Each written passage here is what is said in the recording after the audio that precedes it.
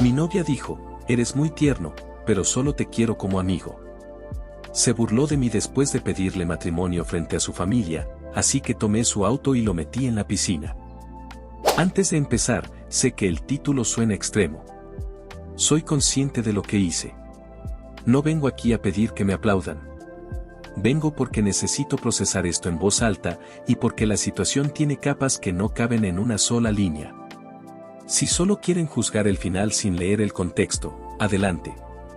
Pero si les interesa entender cómo una persona razonablemente estable llega a hundir un automóvil en una piscina en un domingo por la tarde, quédense. Mi nombre no importa. Tenemos 29 años los dos. Ella se llama Valentina, aunque en este post la voy a llamar Val, que es como la llamaba yo cuando todavía me dirigía la palabra. Llevábamos 3 años juntos. 3 años que, viéndolo ahora desde donde estoy sentado, en el cuarto de mi hermano, rodeado de bolsas de ropa que metí en 10 minutos, se sienten simultáneamente como una vida entera y como una broma larga. Nos conocimos en el trabajo. Empresa de logística mediana, nada glamoroso. Yo estaba en análisis de datos, ella en coordinación de proveedores. Nos cruzamos en una reunión de área que nadie quería atender un martes por la mañana y hubo algo ahí desde el principio. Ese tipo de química que uno no fabrica. Empezamos a hablar por el chat interno de la empresa sobre temas de trabajo y, sin darnos cuenta, terminábamos hablando hasta la 1 de la mañana sobre películas, sobre nuestras familias. Sobre qué haríamos si de repente nos tocara la lotería. Salimos por primera vez 4 semanas después. A los 2 meses ya era evidente que esto era serio. ¿Y si fue serio? O al menos yo lo creía así. Val era la clase de persona que hacía sentir que el tiempo con ella era más valioso que el tiempo sin ella. Tenía esa capacidad. Le importaba la gente, o eso parecía. Recordaba detalles, el nombre del médico de tu mamá, la fecha del examen que te preocupaba, el platillo que no podías comer sin sentirte mal. Yo me enamoré sin mucha resistencia. El primer año fue bueno. El segundo, también. Hubo problemas normales de pareja, una discusión por celos que no llegó a nada, diferencias sobre cómo manejar el dinero. Algunas semanas en que el trabajo nos absorbía y quedábamos como 2 personas compartiendo apartamento en lugar de 2 personas en una relación. Pero lo resolvíamos. Hablábamos. O eso pensaba yo. El tercer año es cuando las cosas empezaron a cambiar de una forma que yo no supe leer en su momento. Ahora, con todo lo que pasó, lo veo con una claridad que duele. Val se fue haciendo gradualmente más distante. No de golpe, no con un portazo ni con una conversación difícil. De la manera más silenciosa posible, llegaba más tarde a casa, contestaba los mensajes con más demora, salía más seguido con amigas sin mencionar los planes hasta último momento. Cuando yo preguntaba si algo estaba mal, me decía que era el estrés del trabajo. Yo le creía. Porque quería creerle, supongo. Porque la alternativa era incómoda. En retrospectiva, hay señales que fui ignorando con una dedicación que me da vergüenza. Pero en ese momento, yo estaba en otro canal completamente. Estaba planeando pedirle matrimonio.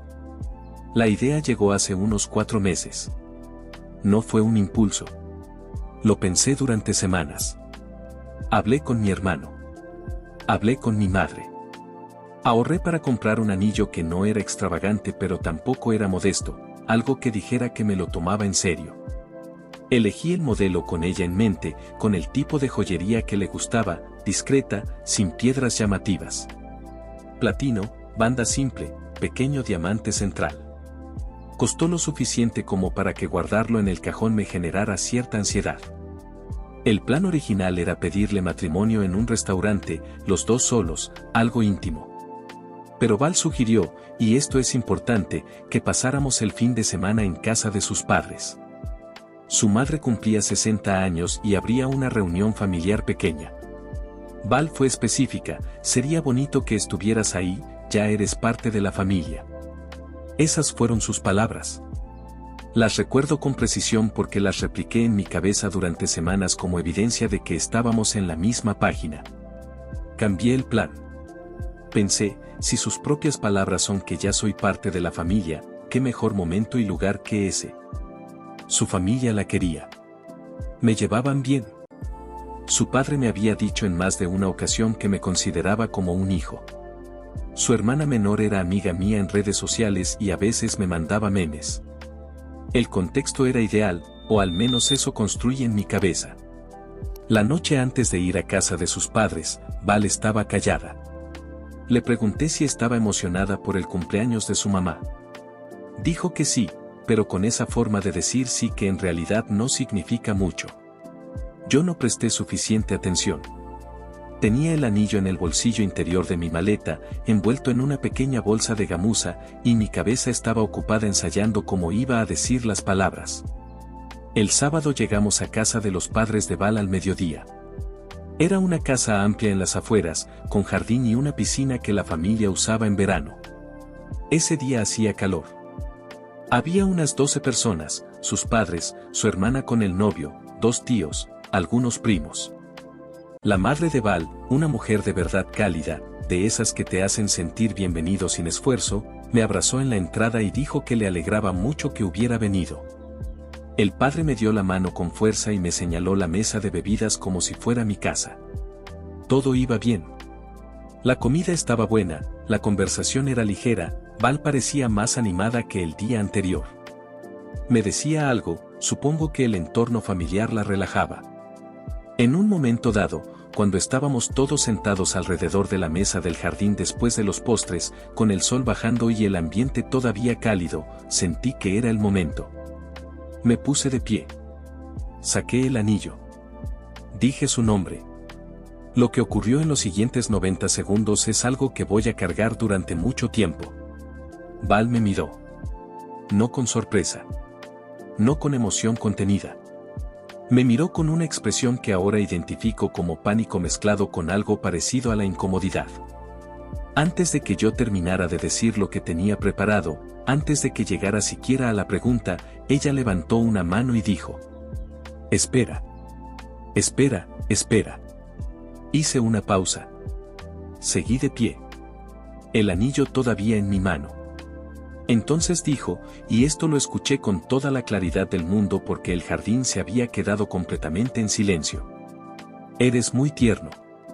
De verdad. Pero yo solo te quiero como amigo. Hubo un segundo de silencio absoluto.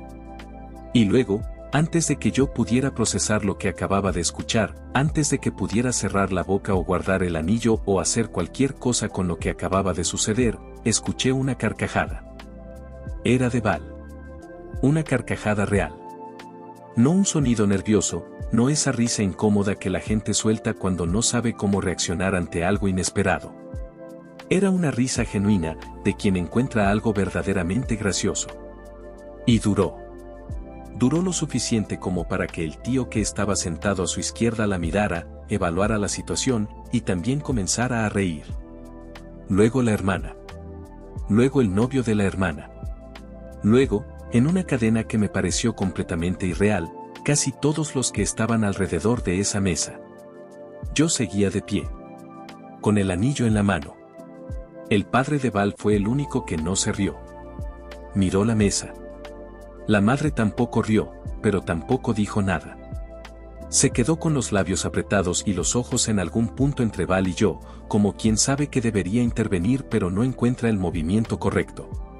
Val se limpió una lágrima de risa con el dorso de la mano y dijo, todavía con la sonrisa puesta: Ay, lo siento. Es que sabía que ibas a hacer esto.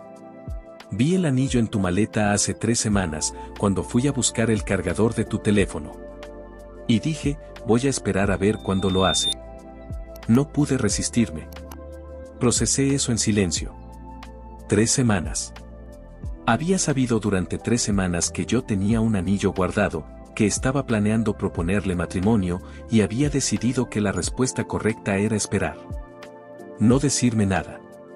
No tener una conversación. Esperar, como quien deja correr un chiste hasta el remate.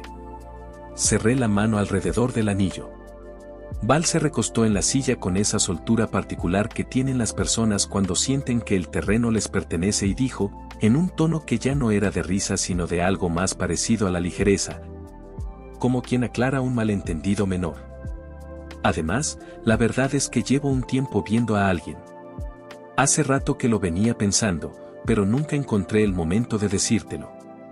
Ya lo iba a hacer, te lo juro. Esta semana, de hecho. Lo dijo así. Con esa naturalidad. Frente a su familia.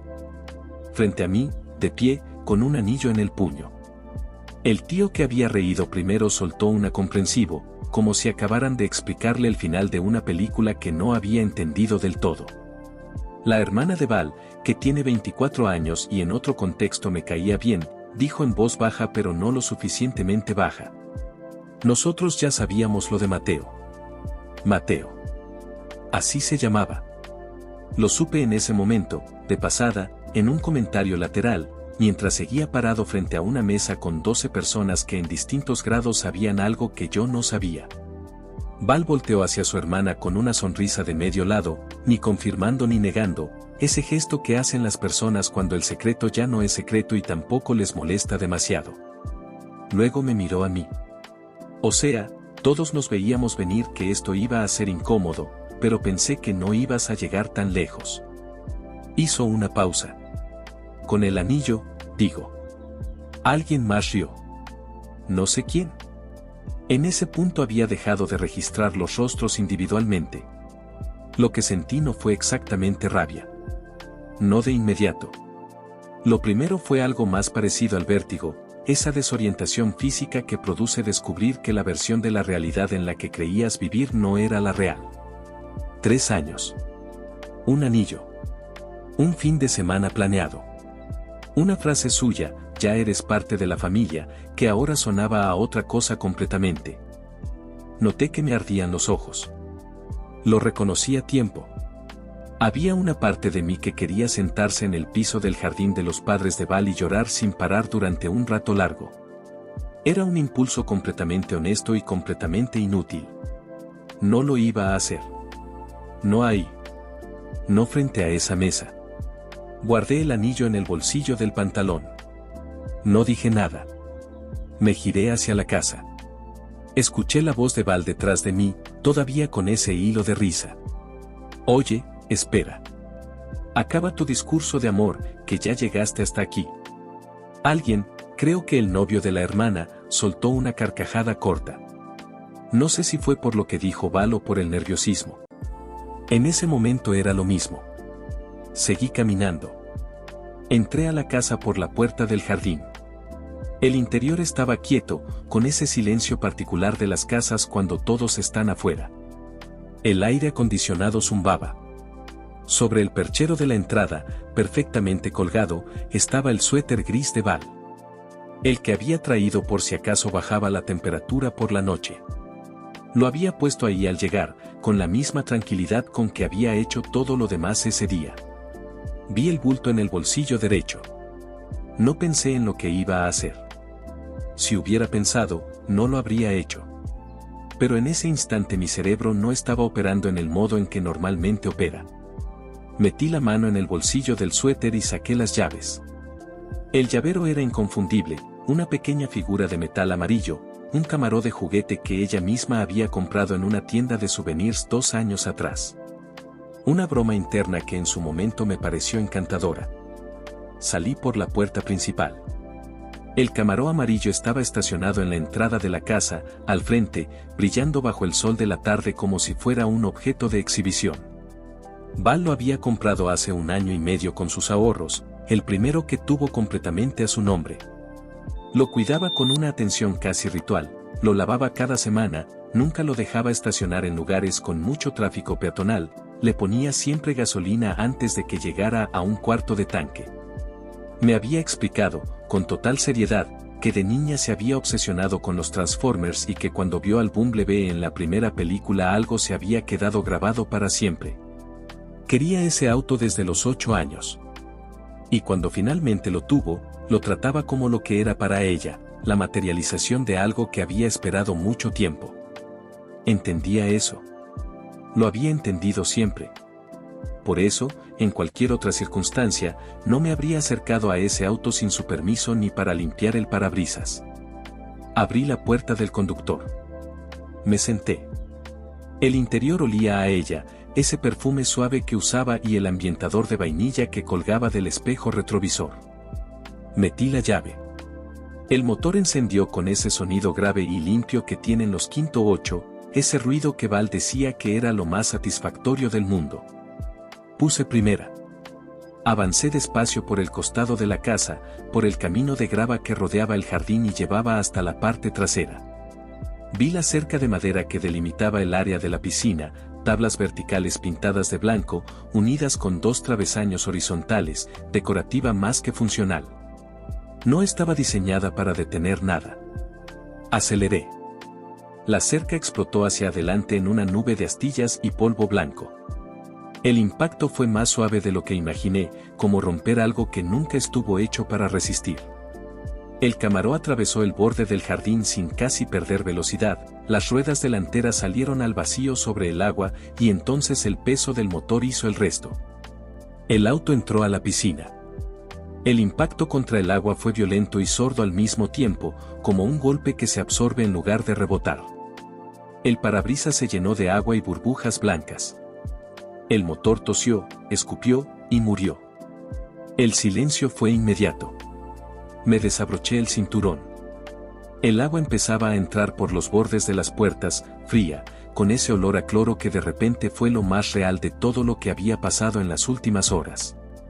El auto estaba inclinado hacia adelante, la parte delantera hundida, la parte trasera todavía parcialmente sobre el borde de la piscina. Abrí la puerta con esfuerzo, el agua empujaba desde afuera, y salí. Me mojé hasta la cintura. Salí de la piscina. Me quedé parado al borde, empapado, con los zapatos llenos de agua, mirando el Camaro amarillo que se hundía en el agua azul con esa lentitud extraña que tienen las cosas grandes cuando caen. Detrás de mí escuché pasos y voces. La familia acababa de rodear la escena. Nadie se reía. El Camaro se terminó de hundir en cosa de 1 minuto. No de manera dramática, no como en las películas donde el auto desaparece en espiral. Se hundió con una lentitud casi burocrática. Primero el cofre tocó el fondo de la parte poco profunda, luego el chasis se acomodó con un sonido sordo que viajó por el agua. Y finalmente el techo quedó justo por debajo de la superficie, visible desde afuera como una mancha amarilla distorsionada por el movimiento del agua.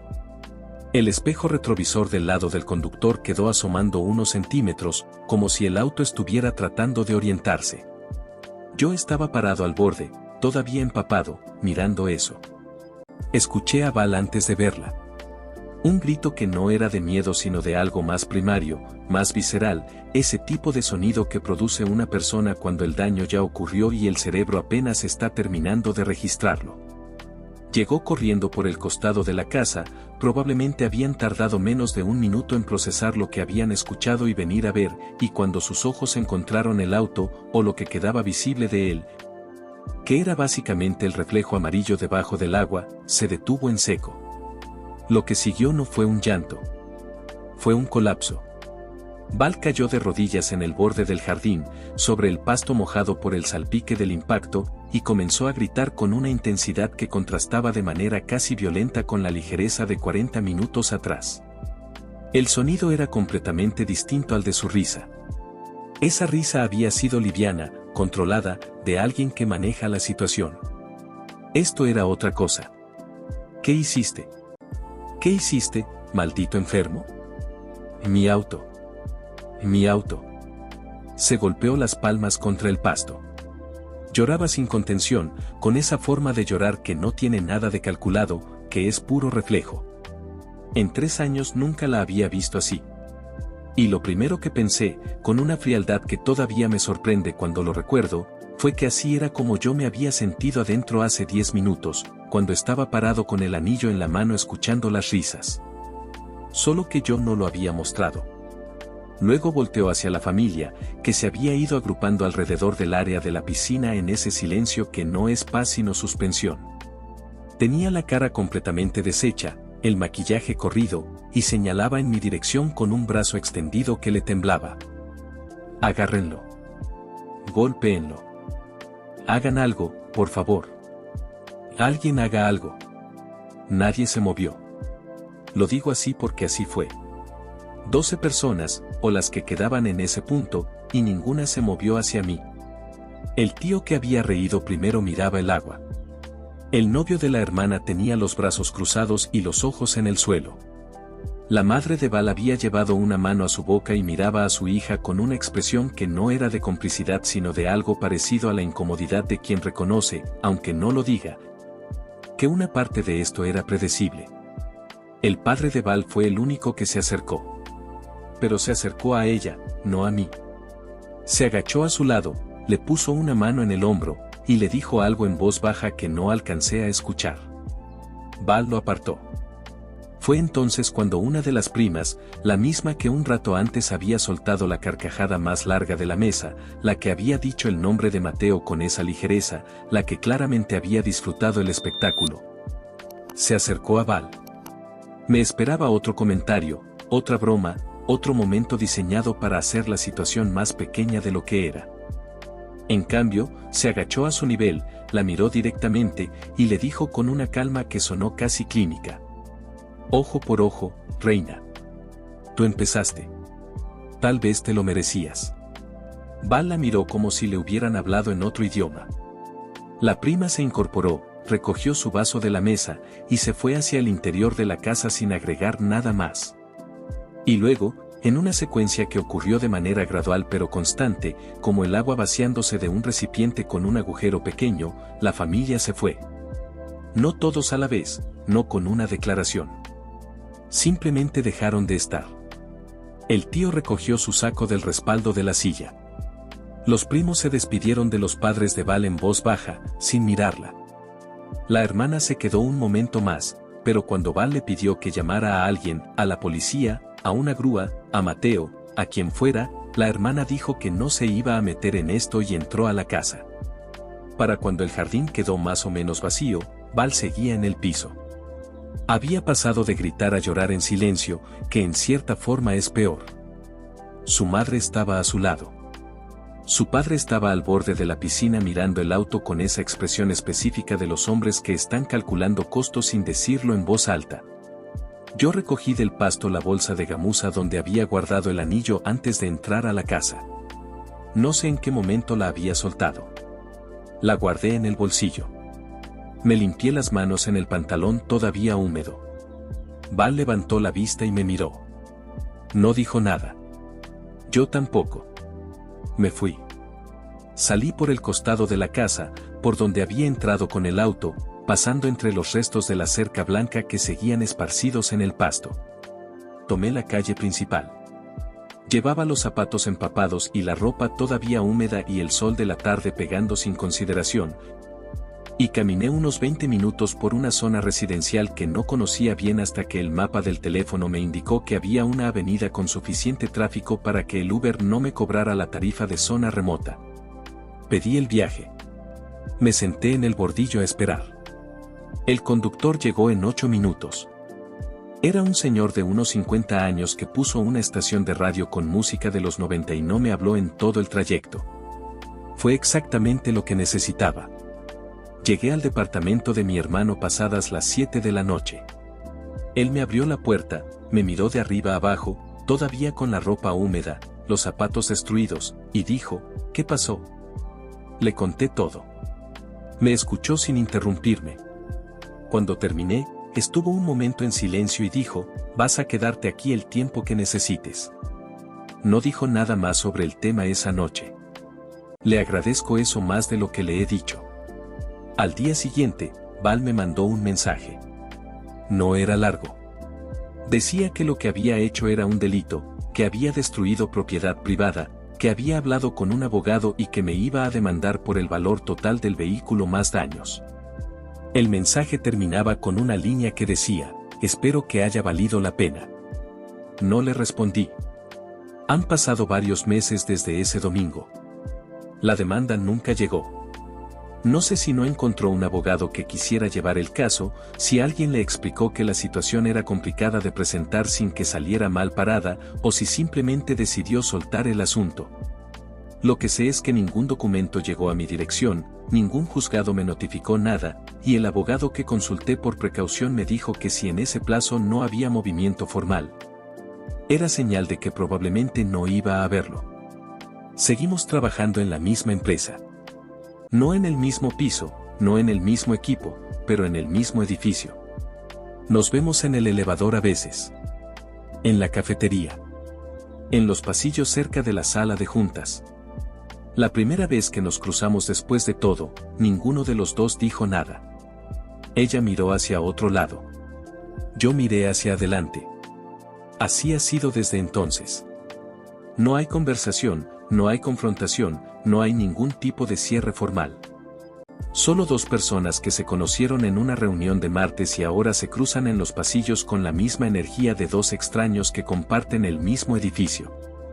El anillo lo vendí 3 semanas después. Fui a la misma joyería donde lo había comprado, le expliqué al vendedor que era una devolución por circunstancias personales. Me dio el 60% del valor original, que es lo estándar en ese tipo de transacción. No regateé. Tomé el dinero, lo deposité en mi cuenta de ahorros, y usé una parte para comprarme zapatos nuevos, que los que metí en la piscina nunca volvieron a quedar bien. ¿Soy el idiota de la historia? Probablemente en lo que se refiere al auto, sí. No voy a argumentar que fue una decisión racional porque no lo fue.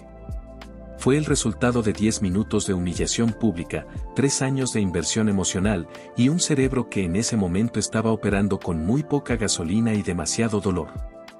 Si pudiera volver atrás y tomar una decisión diferente, la tomaría. Hay formas más limpias de irse. Pero también es verdad esto, Val sabía durante 3 semanas que yo tenía un anillo. Tuvo 3 semanas para decirme que había alguien más, para tener la conversación incómoda pero necesaria, para evitar todo lo que ocurrió. Eligió no hacerlo. Eligió esperar. Y eligió reírse. No le deseo nada malo. Lo digo en serio, no como fórmula. Simplemente ya no le deseo nada. Eso, supongo, es también una forma de terminar.